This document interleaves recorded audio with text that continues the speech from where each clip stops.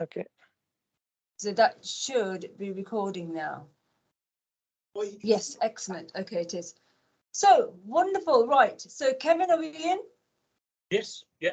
Right, Kevin, your camera is pointing towards the students. So can we just have it a bit more pointing towards the students? Yeah. Can you see what? Yeah, because it's I can see half of the room empty, but the students are on the side. And Bob, can you hear me? Yeah. Bob, can you make sure that you're exactly to the left, more left? Where are the students? There are students there. I can't. All I can see is back of PC desktops. Yes. Can you see the room? Because I can only see desktops. Yeah, they're all sort of hiding at the back of the room. Can you get them to be? Can we see Manpreet and all of those guys? Where are they? Oh, the other side. Because all I can see right now is that's better. Okay, fantastic. Okay, brilliant. So we've got people hiding behind screens. Okay, that's fine. Can we put the camera back onto Manpreet and where those guys are sitting and get some of those guys to sit on the side of Mohammed, please, Bob? Can you get them to physically move and sit on the side of Mohammed, please? Sit further near the front so you can actually see. So they're hiding at the back.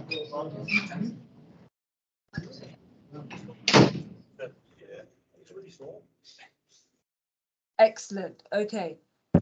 So, Jayesh, I can't see your camera now. Yeah, sorry, I was just trying to clear the screen a bit, but I think I'm visible. Okay, you are very visible. Thank you so much.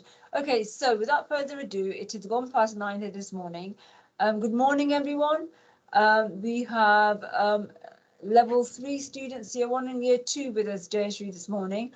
We are honoured and privileged to have Mr. Jayesh. Now, you're going to have to, Jayesh Parashar. Is that correct? Yeah, that is correct. That's We correct. are Thank very you. honoured and privileged that Mr. Jayesh Parashar could actually make some time for us this morning. I am going to not take any more time up and let Mr. Jayesh actually introduce himself, because this morning the exciting topic that we're going to be talking about is quantum computing. I know you guys are very eager to find out more, and we are very eager to find out more too from one of the world experts. So over to you, sir. In terms of, before we begin, any questions you can put in the chat, or there will be time for question and answer at the end.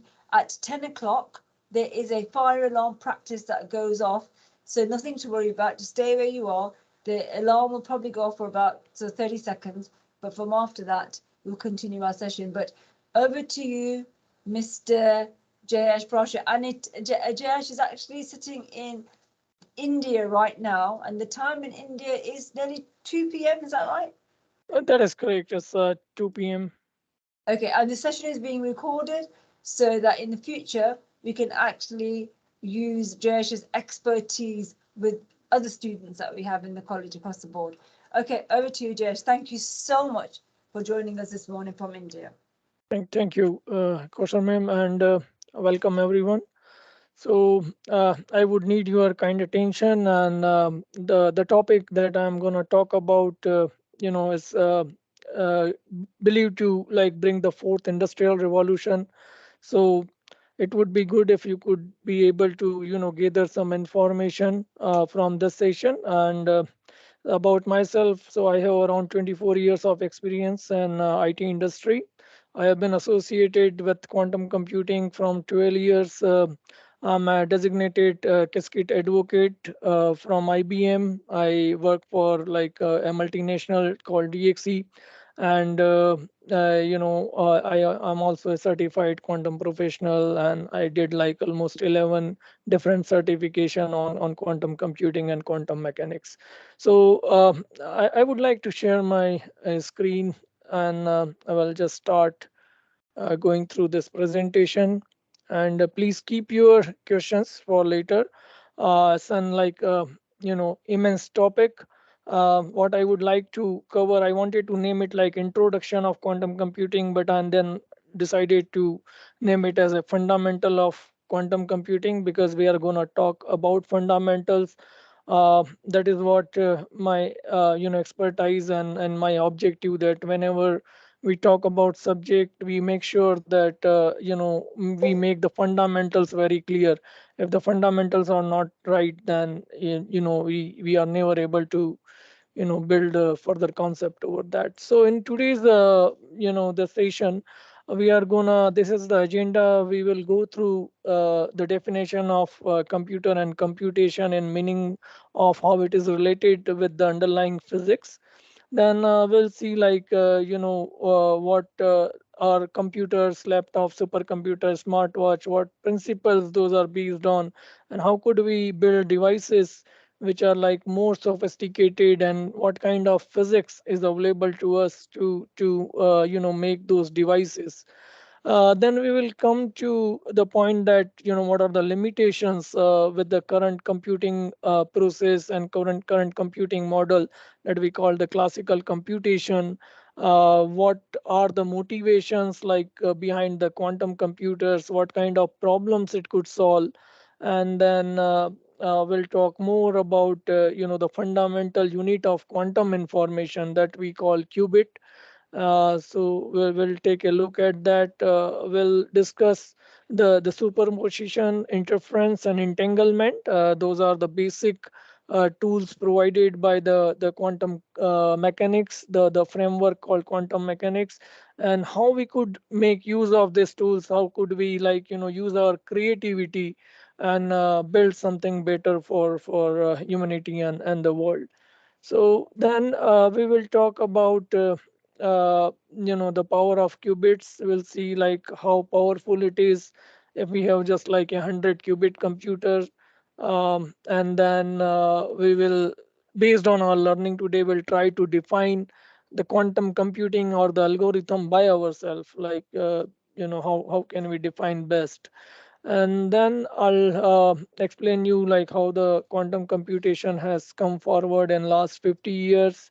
We'll talk little bit about the mathematical representation, and I'll try to correlate like the current computing, the classical computing, with the quantum computing. Like we process data as 0 and 1, and we use operators as like addition, subtraction, exponential, like that. So what kind of operators are there in the quantum computing, and what kind of data is there, that I guess you will find interesting. And then finally we'll talk about the major applications, followed by Q&A. So, computer, whenever we talk about computer, or we see computer, we see a physical device. But what about information? So, is information also physical? Is it like, does it have a physical meaning? Does it have? Can you measure it? So, yeah, it is. It is very much measurable. Information is physical. That's the basic mantra. Remember it always. Information is physical. If you can code information in form of any physical object, then you would be one day able to make a computing device out of that. If you have a basic framework how the physics of that particular object works, then you can definitely able to exploit that. So if we talk about like a good computer should be able to store and process information in a timely manner. Of course, it should not take billions of years to process something, and it should be universal. So what does it mean by universal? Is like you should be able to port a real world problem, and you should be able to give it to your computer. Maybe it takes binary or something else. So whatever the language of your computer, you should be able to translate the real world problem, and should be able to get an output out of that. So moving to next slide, and let me just put it in the presentation mode. I'm sorry. And just give me a minute. I'll just sorry. I'll have to actually switch to single monitor mode uh, so that I can. It's no I problem to switch that, apologize Jayesh, for it's that. fine.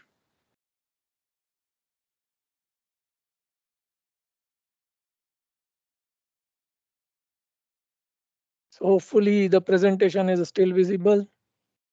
Yes, it is. Yes, it is. Okay. Thank you. Thank you for confirmation. So I'll just use. I'm sorry. It's just going back. So I just take a note.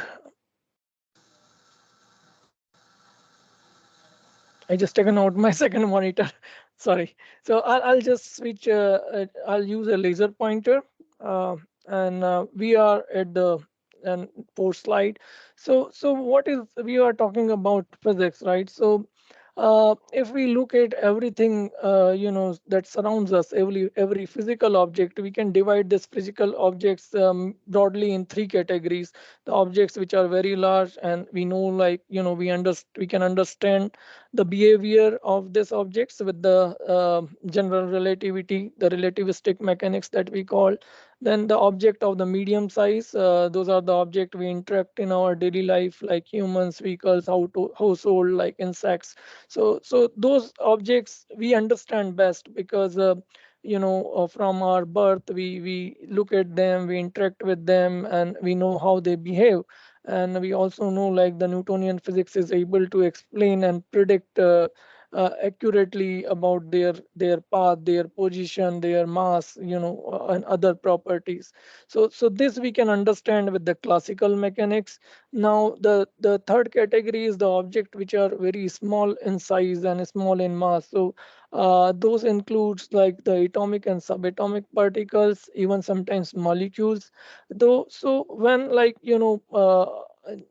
people tried, or scientists tried to apply the same physics of Newton on this small size objects, they failed miserably. Like, they were not able to predict things properly, and there was a mess. Like, so you probably have heard about ultraviolet catastrophe and other things that happened over the course of last 150 years.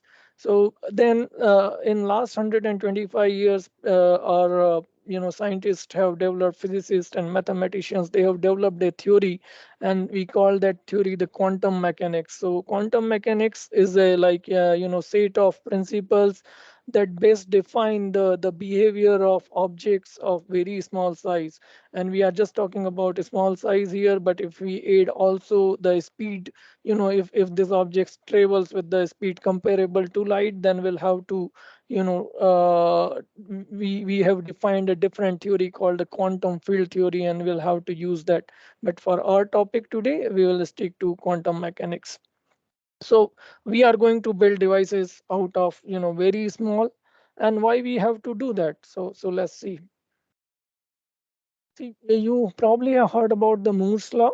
It was predicted by Gordon Moore, who was like one of the co-founder of Intel in 1965. He said, like, the number of transistors, that is the basic electric circuit on a chip. So he said, like, the number of transistors will go double, like, every year, and on the same size chip. So if on a 1 centimeter, 1 square centimeter chip, if you have, like, 100,000 transistor this year, you will have 200,000 next year, and 400,000 after that. So he talked about, and, like, exponential speed up, and that happened, that continued. This is why you probably have heard about, like, the microcontroller 8085, 486, Pentium. So those are like the generations of PCs.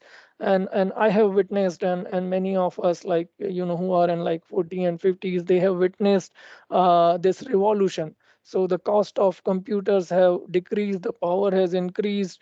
But now, like, you probably have witnessed in last 10 years, there hasn't been much progress, because we are already, like, putting the electric components, transistors or other electric components, very close to each other.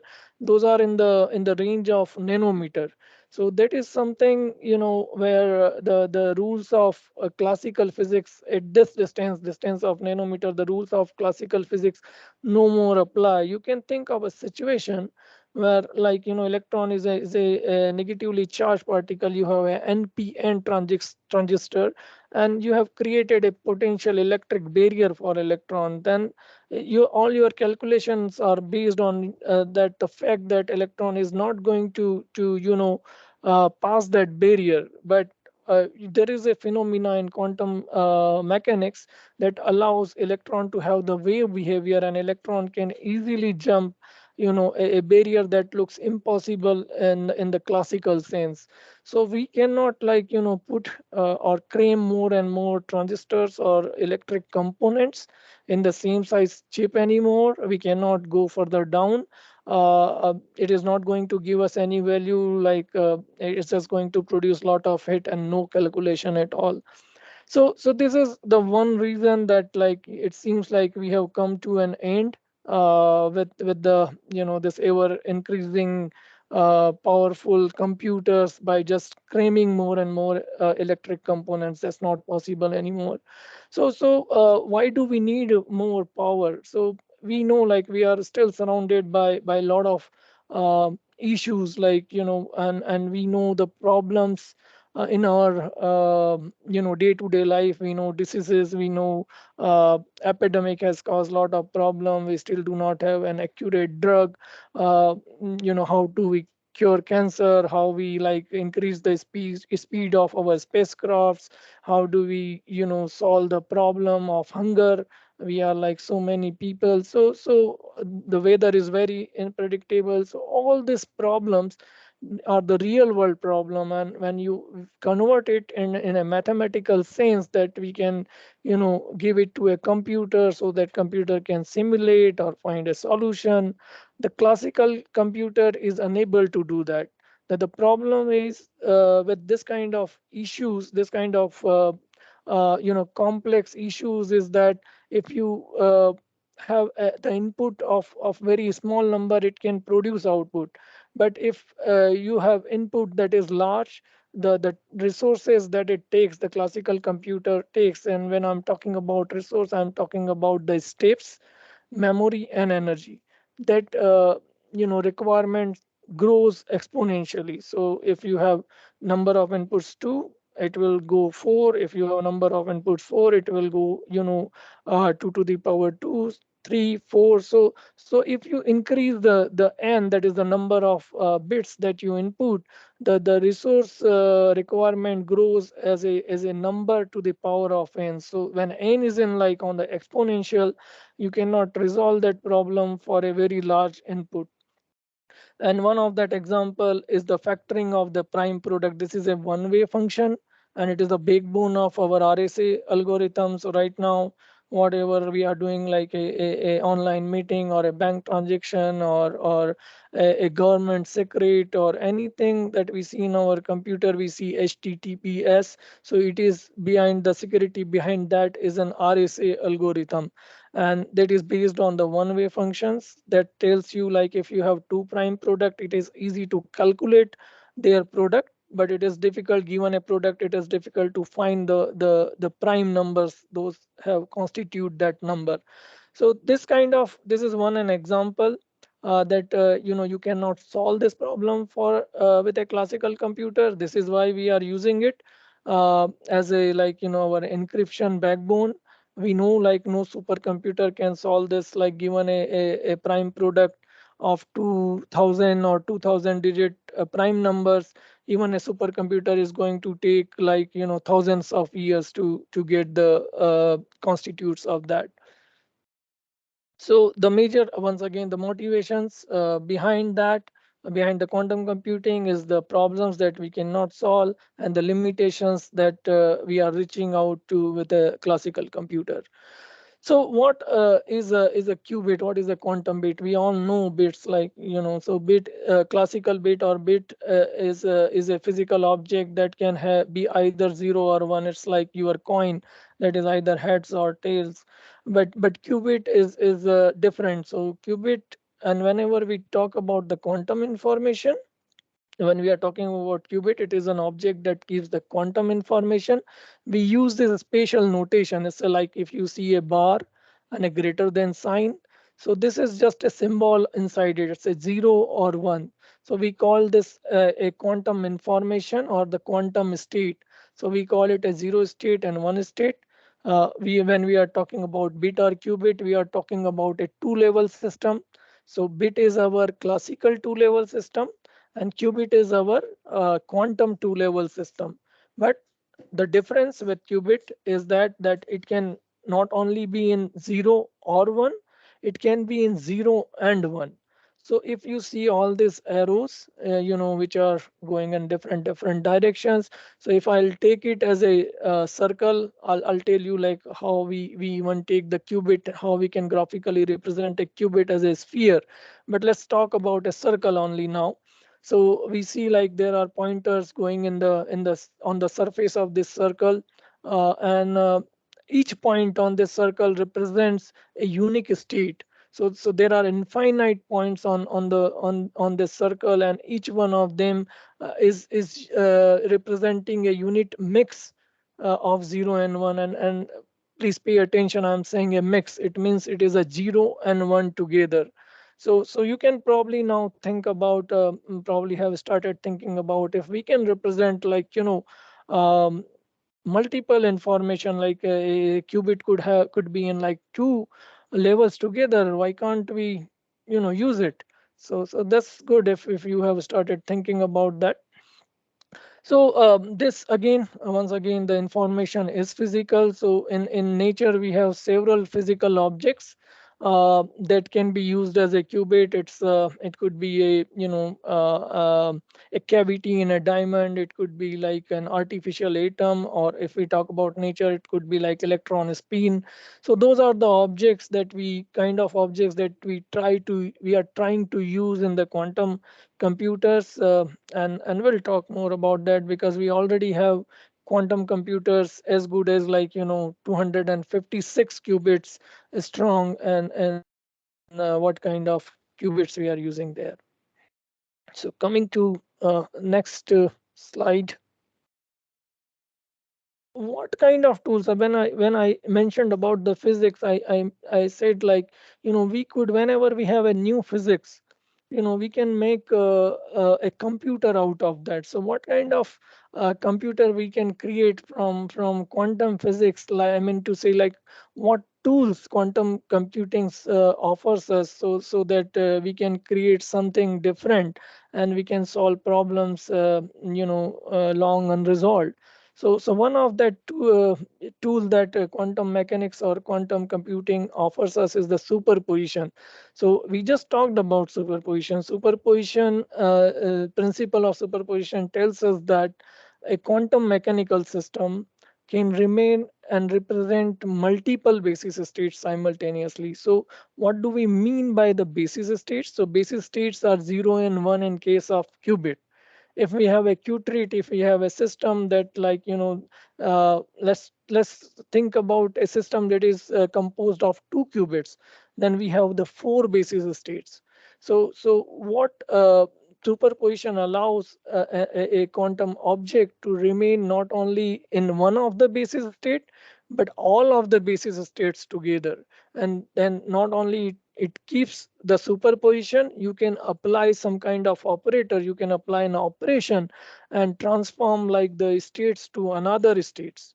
So superposition is very important. The picture that you see here is a picture of block sphere, we call it a block sphere. It is again a qubit that is represented on block sphere, and you see the north pole is 0 and the south pole is 1. So this we call basis states. So our basis states for this qubit is 0 and 1. Those are opposite to each other, but it is because of a mathematical trick. But normally these two states we call orthogonal to each other. So one thing about orthogonal, you probably have noted in your math class, when things are orthogonal, you don't get projection. So if you have a vertical line, you have a horizontal line, you never be able to get the projection of vertical line on horizontal or horizontal line on vertical. So this is something to ponder on. And if you further uh, do some deep thinking, you will come to know about a lot of things. So we can define a qubit as a mathematical formula. We represent it as a psi, and psi we call either the wave function, or we call the state of the quantum mechanical system. It is part of 0 and part of 1. So this is a very raw formula. Then the next tool we have, the very first tool we did see is the superposition. The next tool we have is an interference. So you probably have heard about the interference from your physics class. When two waves are in phase, they interfere constructively, and you get like a new peak, new turf. So the amplitude of wave is changed. It's an addition of the amplitude of, like, the constituents wave. And if the waves are out of phase, so here I have put a wave that is completely out of phase, the phase difference is 180 degrees, so then you get a destructive interference. So in terms of quantum mechanics, when we talk about the quantum objects, it's not about a classical interference. So the interference that we see is between the probability amplitude. It's not a real wave. So remember that it's not a real wave. It is the wave of probability amplitude. That is how physicists were able to define it. And uh, this is why when we are saying probability can never be negative, but here we are talking about the probability amplitudes. So you can see, like, if we call this a probability wave, you see a positive amplitude as well as negative amplitude, but the square of this amplitudes will be a positive number. So probability is the square of probability amplitude. This is how we take it in the quantum mechanics. So interference is the interference of the probability amplitudes, and the square of probability amplitude is the probability. Now, there's one thing that you could read more, that's about the dual slit experiment. And what happens if, like, you have two slits, this slit and another slit, like here in this experiment, and you shoot either an electron or a photon, just one at a time, not two electrons, not many electrons, just one electron at a time. Take a pause, shoot another one, take a pause, shoot another one, do same thing with either electron and photon. And what you get at the screen behind this, like, dual slit experiment, dual slits, is you get an interference pattern. You get, like, lot of electrons landed here, here, and nothing here, very less here in the between the these two peaks. So how it happens, and this is again something to ponder on. Like, we are sending one electron. This electron is a particle. So how it is, like, creating an interference pattern with itself. So this could be understood with the fact that, like, electrons, when you fire a single electron, it split, and, like, it becomes a wave. So this wave is split here in two parts, and then that wave is interfering with itself, and it is then creating an interference pattern. So we call it as a, like, wave particle duality. So that is something that could be further looked on. But think about this, and when once you start thinking about that, you start having more and more interest. See, everything, your studies should be driven by your interest. And if you would like to pursue something, it is very important that something should come from inside, and interest should come from inside. So this kind of you know weird looking stuff helps you think and grow.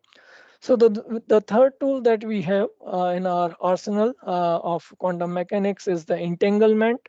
So what is entanglement? It is defined as a correlation. So let's say, like, we have two level quantum mechanical systems. So we number of systems are two. Each of them is a two level system. So this one is a qubit, this one is a qubit, and both of them are in superposition of each other.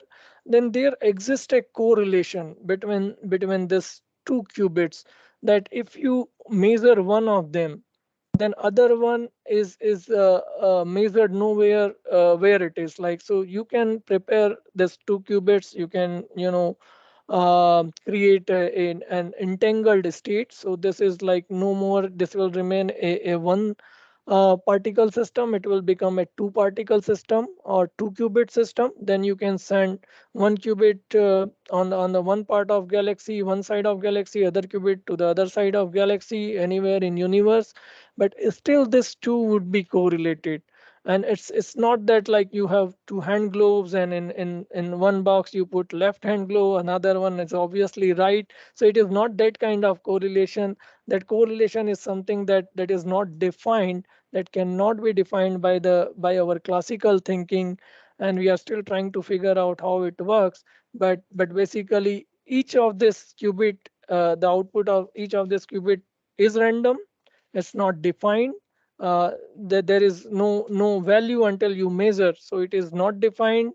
But as soon as you measure, you either get a 0 or 1, and this is what we call the collapse of the wave function. So as long as the qubit is not measured, it remains in superposition of 0 and 1.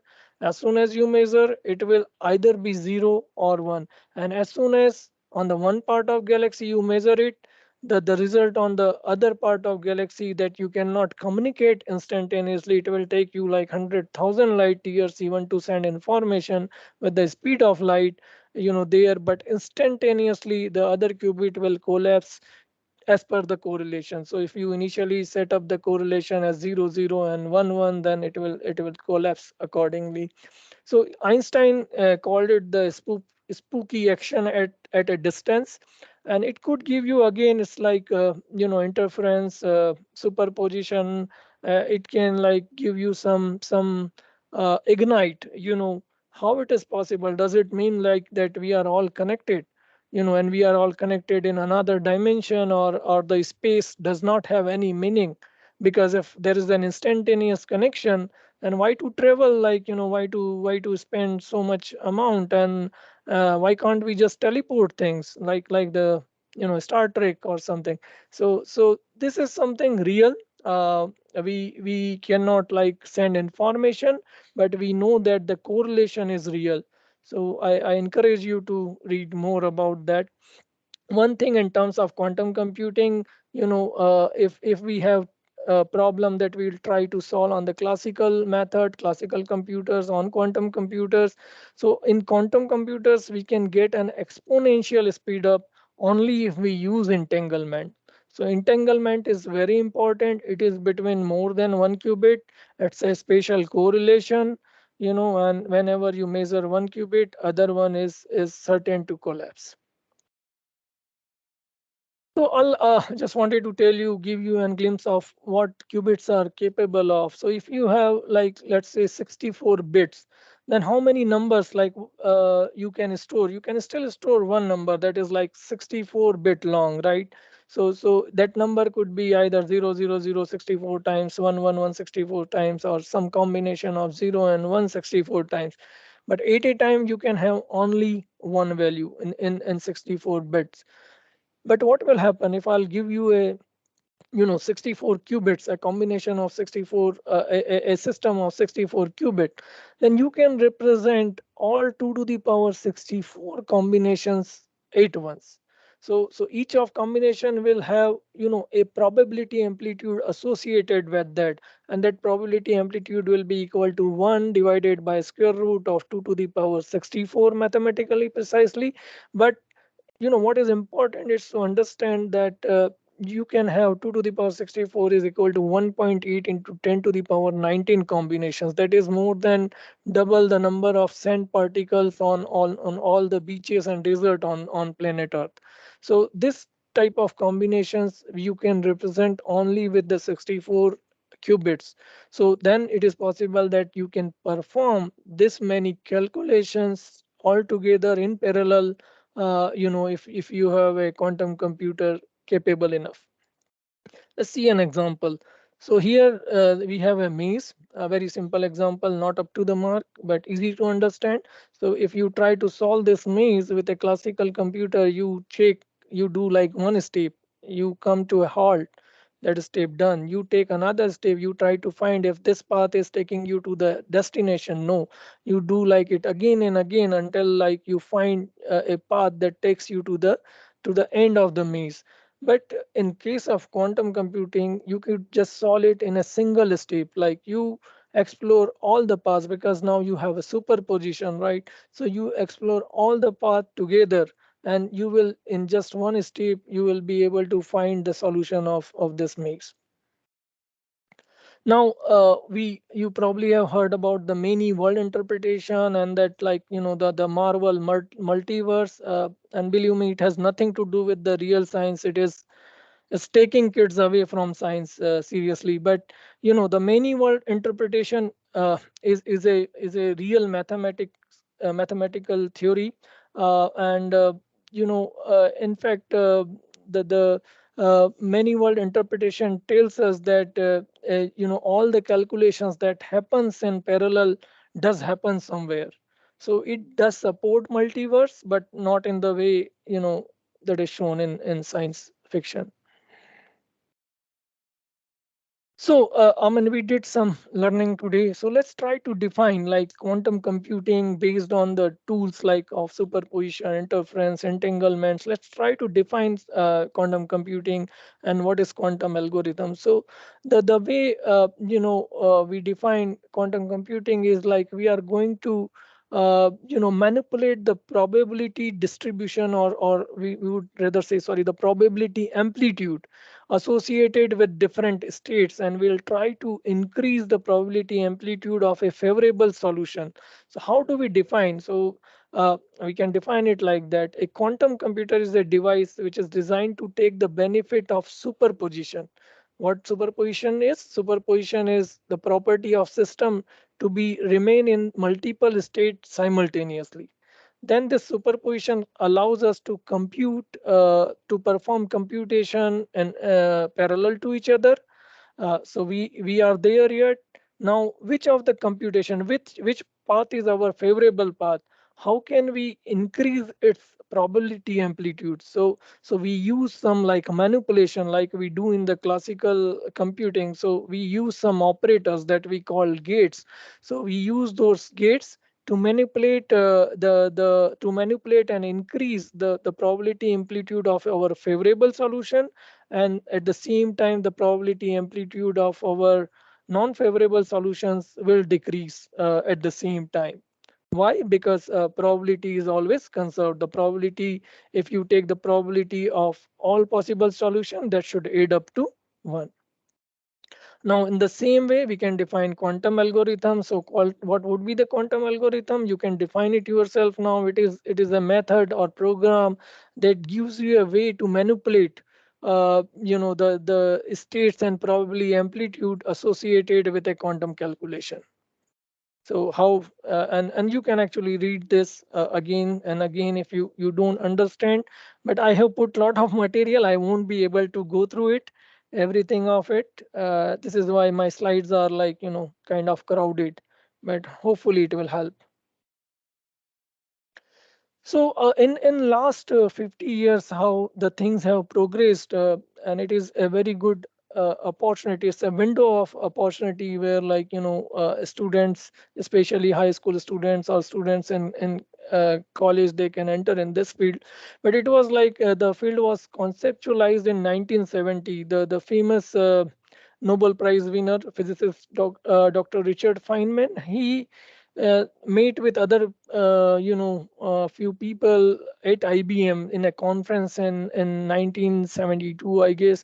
And then he proposed that, like how do we simulate the biology or chemistry? It is not possible, because if you talk about a molecule, it has like so many particles, and like each electron could be here, there, or somewhere, or like it has a spin, it has energy. So there are like too many attributes, and it seems impossible to simulate those kind of objects, the molecules and atoms, and atoms were like a lot of particles. So he proposed to build a device, a computing device, based on the principle of quantum computation, just to solve quantum using quantum. And that has, like, now the field has matured from 1970 till 2000. There were, like a lot of new algorithms were discussed, the mathematical framework was prepared, there like the POCs were done, proof of concepts were done, how could we create a qubit, and all that. And in year 2000, D-Wave, that's a Canadian company, so it launched the very first quantum computer. So that works on the adiabatic principle. but D-Wave was the first company that did this tremendous job of launching real quantum computer.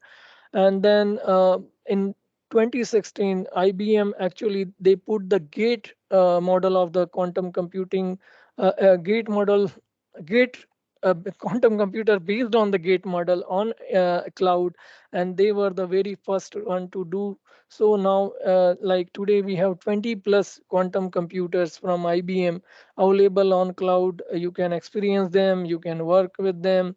In last 5 years there's been like tremendous progress, and I'll share a few articles, and if you will do a search on Google, you would come to know like where are we, like what kind of tremendous progress we have made in just last 5 years.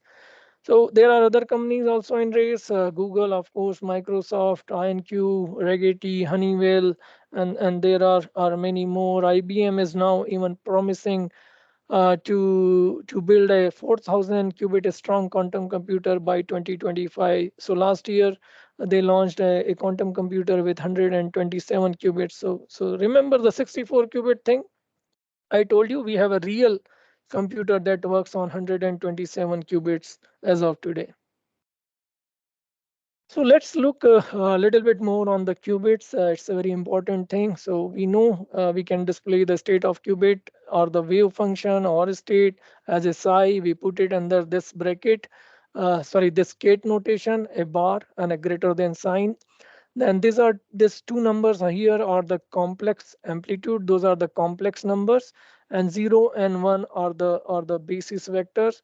And as we know, like the complex amplitude or the complex probability amplitude we call, so the square of complex amplitude, complex probability amplitude is the probability itself, and probability is conserved. So let's look at it graphically. So here on the horizontal axis and vertical axis, those are like orthogonal to each other. I have put like two complex numbers, and my state is like where this circle is intersecting the horizontal axis. This is my state 0, where this like unit circle, this is a circle with one radius, it is intersecting the vertical axis. I call it the one state. And then this is the state of my, you see this arrow, this is the state of my qubit. So how do I define it as a vector? So this vector psi will be equal to c0 part of 0 and c1 part of 1. So you see the projection here. The projection on the horizontal axis is the c0. The projection of this my vector on vertical axis on the I have the c1 part of state 1, I have c0 part of state 0. And uh, if I write it, my state of my vector or my qubit, I write it like psi, the kate of psi equal to c0, that is the complex amplitude here, c1, that's the complex amplitude there. If you use the Pythagoras theorem, that c0 square plus c1 square should be equal to 1 square, that is equal to 1. So it's we call this notation as a Dirac's gate notation. We can also put it as a like the column vector. This is very important. So this is how you represent data in quantum computing. So I just wanted to come to this point that this is the data. Our data is not like 0 and 1. Our data is vector, a column vector in quantum computing. So next we have the block sphere representation. This is again another rich representation. Here, you see instead of earlier we put the orthonormal states, in such a way that they are 90-degree apart. But we can actually use this more rich representations where orthonormal states are 180-degree apart. So here 0 and 1 are the same 0 and 1, but since we have made it like 180 degrees, so when we represent the qubit, you could see like it is a theta by 2. So I take the angle as not theta but theta divided by 2. So here my vector could be this. So I take the vector here in the black line with, like you see It is making an angle of theta with the z-axis. This is my z-axis. This is my x-axis. This is my y-axis. So I have like I have represented a qubit in 3D. Here there are like uh, there should we are talking about qubits, so we should have only two basis states. So my basis states are 0 and 1. But what are this, like the plus and minus?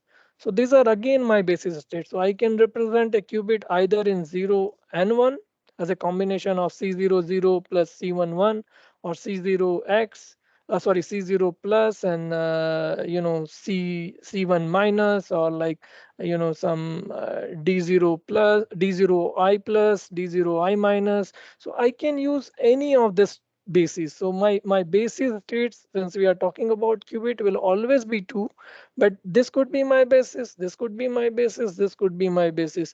And this is what we call like the change of you know uh, perspective in quantum mechanics. So we can measure things in a different perspective. We can measure it with the 0 and 1 as a basis state. We can measure it like the plus and minus as a basis state. And I'm just going too much in deep, but yeah, I mean, this is another very interesting way to represent information. The angle phi you see here, we call it as a phase, as we see, like the phase is very important in interference when we study the quantum interference. So we learned about data, we learned about qubit, we know like the quantum information could be represented as a vector, but how do you operate on a vector? So it is very important, and when we talk about the quantum computing, that our operation should remain reversible. So if we are able to produce, like if we are able to multiply two numbers from that product, or if we have added two numbers from that product, we should be able to figure out what were our inputs were. So if we added 4 and 5, we get 9. So by looking at 9, we should be able to reproduce the exact input 4 and 5, not 1 and 8. So this kind of computation we call reversible. And this is why building a quantum computer is a very difficult engineering task, because all the operations, all the gates that we apply in quantum computation should be reversible. If we lose reversibility, we are not able to take our calculation forward. We just like gate one of many state, we call it the collapse of our wave function. And the other thing is, like all the quantum operations are linear, so this is in our favor. So if we have a, like a function applying on a set of a vector, then we can, and this vector constitutes of multiple states, 0 1, 2 3, then we can just simply apply this function on individual states. So this is of our favor, so we call it linearity. Then how do we represent a reversible gate on how operation? So we have a mathematical term that we call the unitary matrices. So when you talk about the unitary operation or unitary matrix, what you do actually, if you take the um, complex conjugate uh, transform of that matrix, then and that we call the U dagger. So if you are given a matrix U, you take a U dagger, that's like the complex conjugate transpose of that matrix, that should be equal to its universe. I'm sorry, I said universe. That should be equal to its inverse. So U and U dagger should be equal to an identity matrix. And but for us, what we can understand, that like the quantum gates or the quantum operations are denoted with the unitary matrices. So this is a unitary matrix. I'll give you an example. When it apply on a vector, what you get another vector. So you get a data transformed when you apply a unitary matrix on that. And this is how we do the computation in quantum computing. So let me just give you a more real example. So we have a single qubit operation, or that we call the single qubit gate. So we call, like we have many single qubit gates. So I just explain one of them, that is the poly X gate or poly X operation. So as you see, like my U here is this matrix. This is like 0 1 1 0. And what does it do if I take the graphical representation of my qubit? So I have this x-axis, y-axis, z-axis. So what a poly x matrix will do? So if you operate a state, let's say our state is some zero state, so I have taken the zero state, I applied the poly x gate on that. It is going to rotate this state around x. So if I have the poly y operation, that will going to rotate this state around the y. So let's talk about the poly x. So this is poly x. This is my state here. So my state is 0. It's on the like north pole. So I applied the poly x. So this is how it will go. It is going around the x-axis. See, the x-axis is coming inside the screen, and it is coming towards me. So I have rotated this state by pi radian, by 180 degrees, and this is how I achieve the poly x operator. And now my state has become, instead of 0, it has become 1. So let's see it in action. So this is my you know poly x gate, that we also call the NOT gate in quantum computation. So this is x. This is a matrix. Here you see this is a vector, column vector. So we put this as a column vector. This is our data. Remember, this is data. Data is always vector. Operation is always matrix. And it should be a unitary matrix as long as you are not measuring. So this is your poly x operator. This is your complex amplitudes associated with 0 and 1. We don't write 0 and 1. We don't have to. It is implied. So now we multiplied 0 with C0, we get 0. We multiplied 1 with C1, we get a C1. Here we multiplied to obtain the next row, we multiplied 1 with C0, we multiplied C1 with 0. And finally, we get C1 0 and C0 1. So how it is different from this state?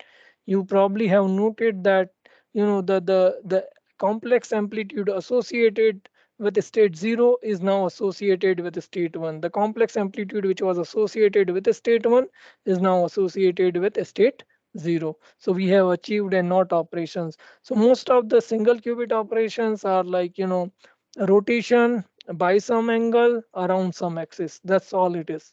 If you are doing an operation on a single qubit, it's a rotation by some angle around some axis. So this is how we represent a quantum circuit. We have a column vector, and we put a gate, like our digital gate. So here our gate is an operation.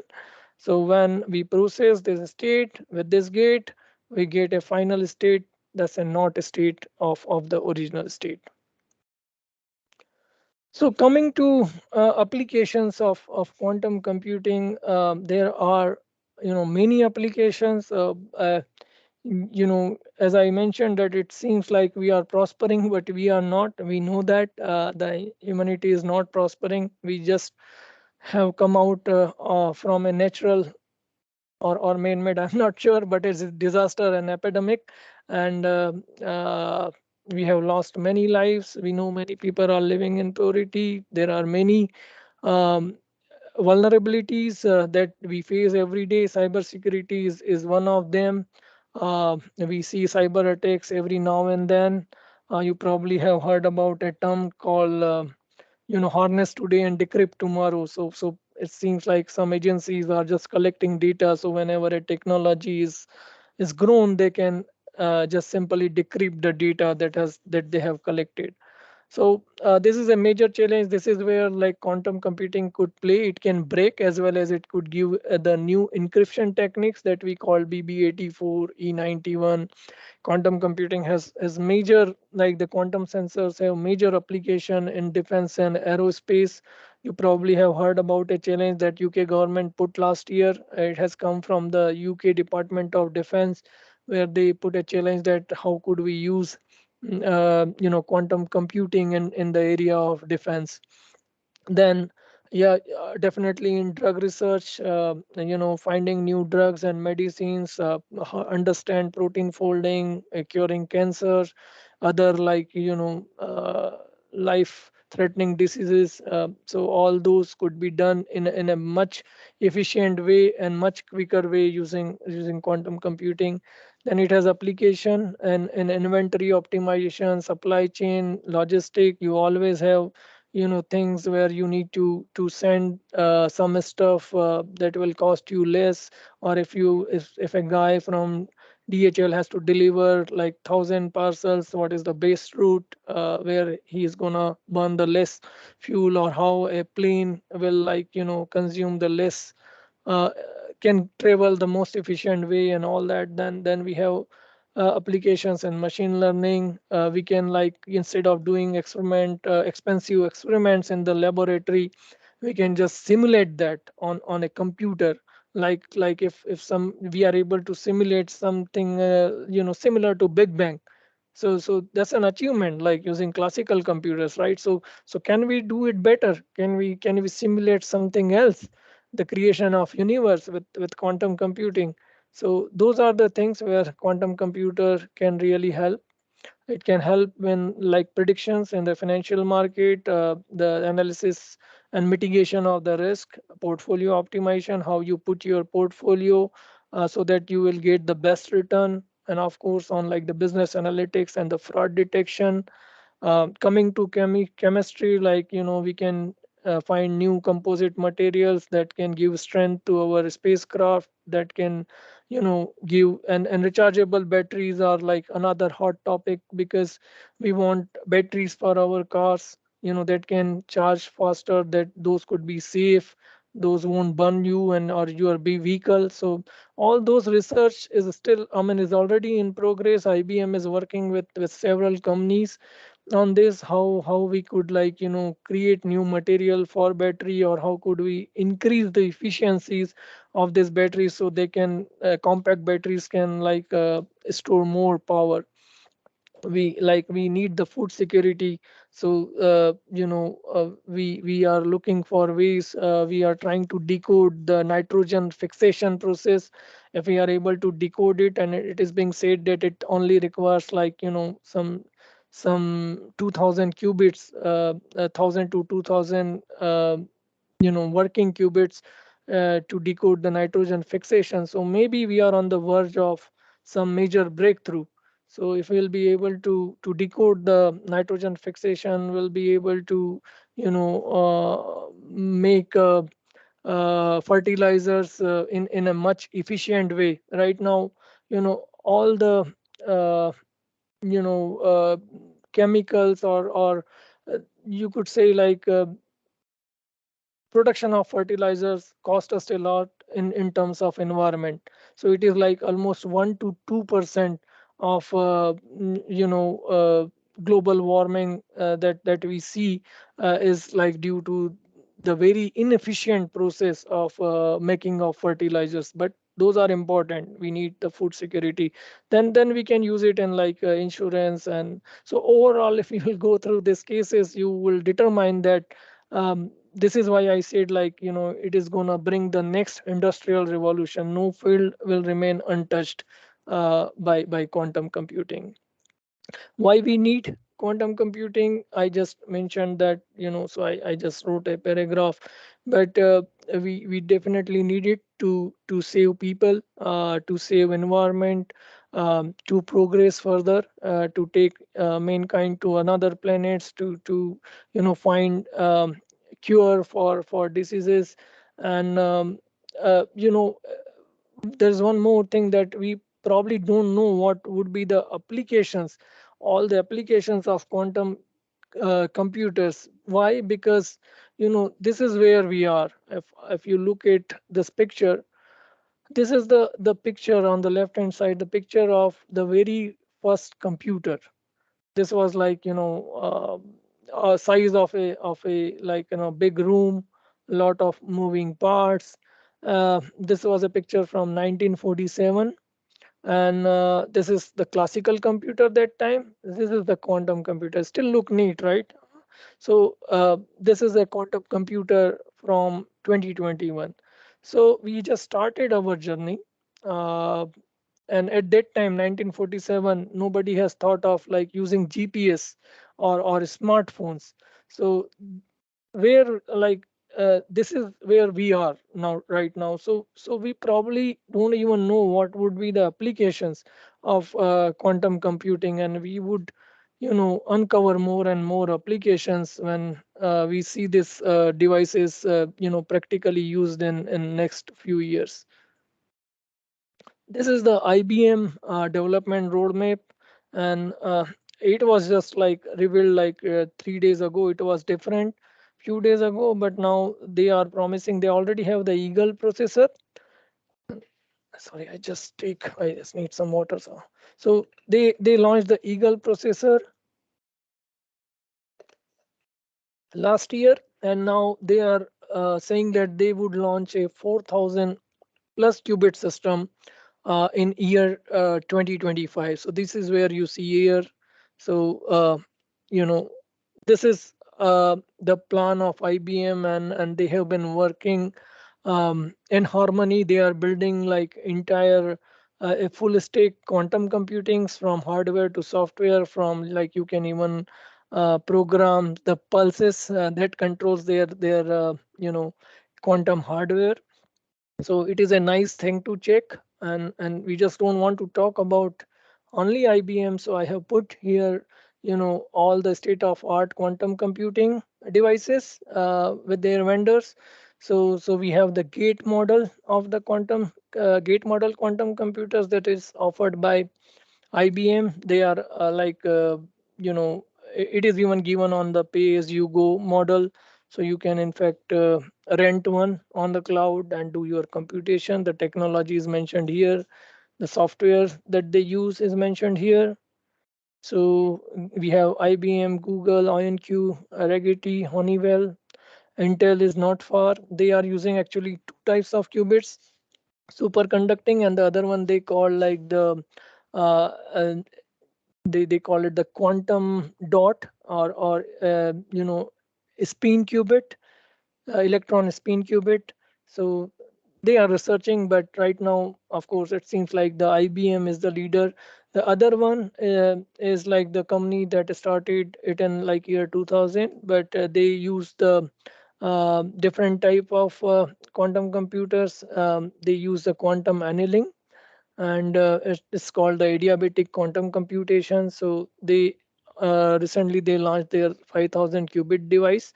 Now they are serving many defense companies from long in year 2007 or 8. They sold their very first quantum computer to Lockheed Martin, and it was a big news that time. And D-Wave are now also coming in the gate model. So then we have Microsoft. There was an announcement from Microsoft a few days ago that they were working on a different hardware. It's like it is called the topological qubit. It is very robust. So this is again, the research is in progress. We don't hear much about that, but they were very vocal like a month ago on the development of this topological qubit. And then on the cloud, you can find all this quantum devices on cloud, the Amazon cloud AWS bracket, and you can use it from there. So yeah, sorry, that's all I have, and hopefully it has made some sense. But now I welcome any questions. Thank you. Thank you so much, Jayesh. That was absolutely amazing. Very insightful. I learned a lot of new things, and I'm sure our students have as well. It's an amazing, amazing, amazing subject topic area. And with the impact it could have on the world is fundamental and significant. So I know time is of the essence. So guys, over to you for questions. Kevin and Bob, I'll let you take the lead in terms of the questions. So please fire away if you've got any questions for Jayesh. Yeah, I've got one question. How would that be used in cryptography?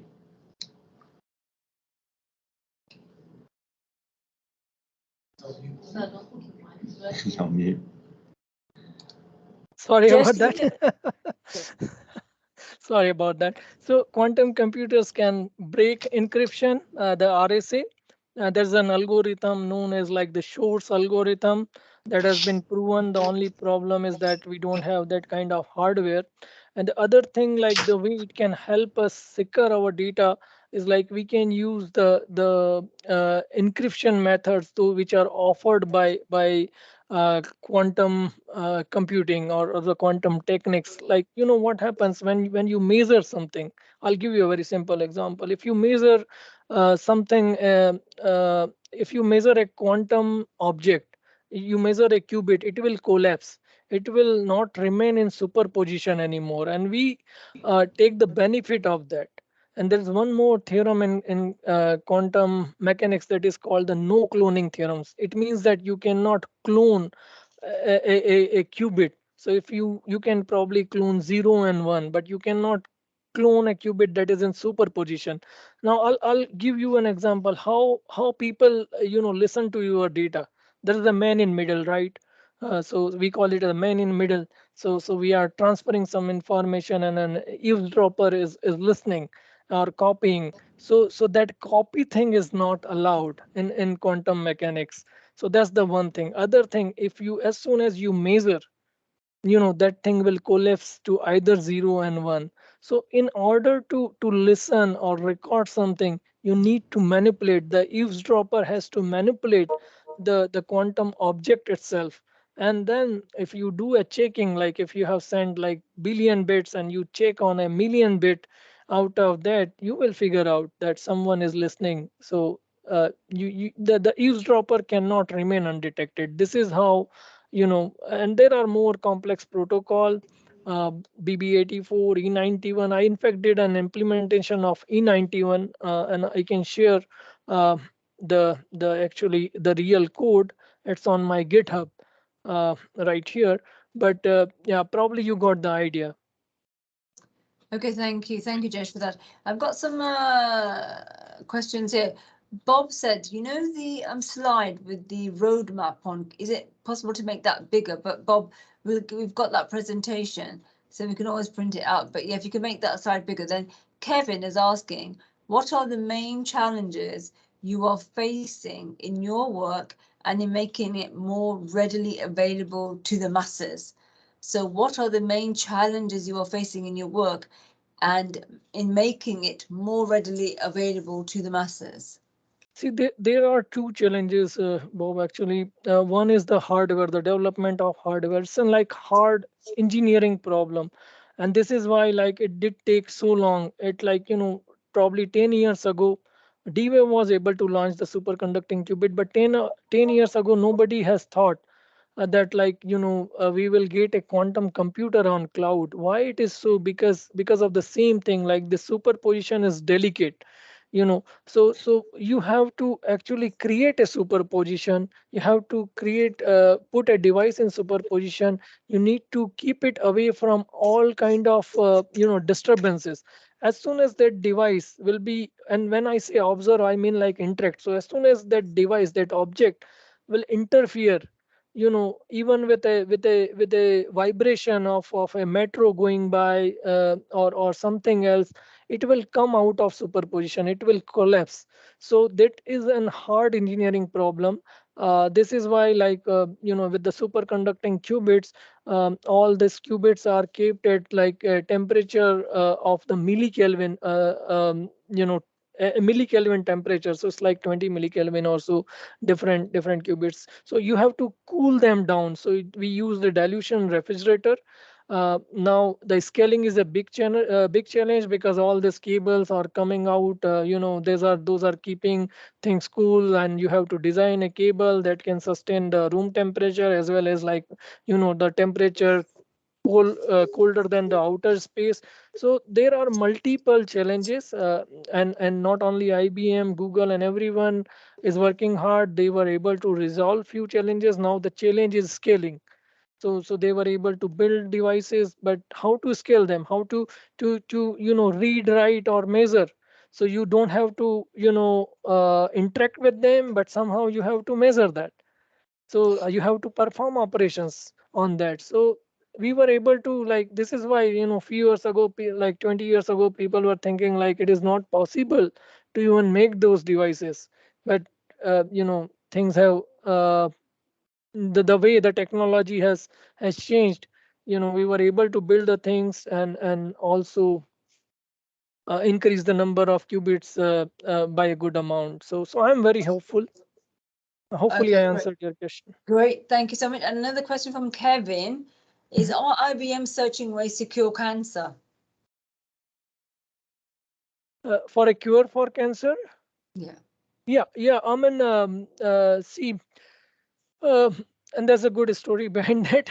So earlier we thought like you guys, some of you are maybe from the AI background. So it was believed that Watson, the son, like based on the AI classical computing, will find some patterns and will be able to detect cancer early. And it seems like we weren't able to. So that changed. I think that has changed. A lot of thought process behind it, because we were trying to see the reason of cancer is the way the protein folds, right? So protein could fold in like billions of ways. So that is something that we cannot solve with the classical computers. So IBM has been working. There was a project, I was not the part of that, but I know like there was a project based on like how protein folds, to understand it better, to simulate it better. Um, uh, and I do not, I did not follow that, but we are just starting. We are making prototypes. So I cannot promise, I cannot say when the cure will be, but I know like once we have, see, once you have a prototype working for 100 qubits, that thing is sure to work for 1000 on 1 million qubit. So maybe we would need 1 million qubit to actually simulate the entire protein folding. But what I'm aware of, and I know that they are working with different partners in all the domains, and trying to build some prototype. So we are hopeful. That's great. Thank you so much. Last, I'll take one more question after this if anybody's got one. Again, one from Kevin. Can we control the entanglement of particles? See, we do control. This is how like we are able to use our entanglement gates are our 2 qubit gates, and the most common 2 qubit gate is a control NOT gate. So what it does, like whenever one qubit is qubit is in like state 0, it does not change the second qubit. If the qubit is in state 1, then it changes, it flips the second qubit. So this is how we get the entangled state, the what we call the bell state. And uh, we can very much, I mean, control. But if you mean like we can teleport stuff, that is not possible. We can't teleport information. It is prohibited by the spatial relativity, that nothing can travel faster than the speed of light. So the teleportation of physical object, including information, because remember the information is physical. So including information, we cannot teleport anything, but we do have entanglement is real. We use it every day. You can use it. You can just simply create an account and start playing with the quantum computer. Excellent. Okay. Any other questions from anyone? No? Wonderful. Okay. So I know we've gone over time, Jayesh, but we cannot thank you enough for all the insightful stuff that you've actually spoken to us about this morning. I have learned so much. I know the learners have learned so much, and I think the caliber of questions has actually sort of reinforced that the amount of learning and journey we've been on in the past hour. So Kevin is still typing. I'm just thinking, what is it? What is it that he's typing, Kevin? What is it that you're typing? Oh, thank you. So can I just ask, Welcome. can I just ask the presenters that are at the two rooms, Bob and Kevin, to unmute, and if we can give a round of applause to Jayesh to say thank you so much from the students, from us, on our behalf. That was amazing. Thank you so much, Jayesh. Thank you. Thank you. You're most welcome. Yep, thank you. That was Thank you. really amazing stuff. We have recorded it, and you will get a recording. So what? So the time in India now is 4:45. I No, have to 4:44. check. I, 4:44, I think. Is it maybe 4:44? yeah, I lost track of time actually. Yeah, it 4:44. is. Okay, it's fine. That was amazing. Thank you so much, Jayesh. Look after yourself, and we'll see you soon. Take care. Thank you. Bye bye, Bye everyone. bye. Good Bye luck. bye. I'll keep in touch. Take care. Bye bye. Yeah, sure.